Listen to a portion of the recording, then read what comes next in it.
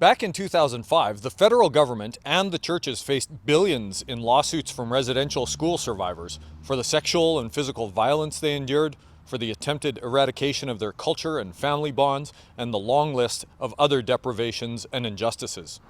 But in a massive settlement agreement, Catholic church groups promised to compensate residential school survivors in several ways. One of those promises was $25 million worth of in-kind services. 15 years have now passed. None of the survivors or First Nations leaders interviewed by CBC News has ever seen the list of services allegedly provided by the Catholic Church.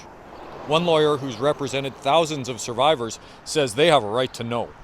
They need to know what that entails. It's ludicrous that they're not being told what that $25 million is for. CBC News has learned a detailed ledger of these Catholic services does exist. It's being kept at a courthouse in Regina, but officials are refusing to produce it. We didn't see it, and nobody's showing it to us. And I think the survivors should be flooding that courtroom as we speak. Felix says there can be no reconciliation until the truth comes out. In a letter to CBC News, Saskatchewan's Chief Justice Martel Popescu said proper procedure is being followed. Then he added, "The court will not change its procedures, hurry its processes, or ignore fundamental legal responsibilities."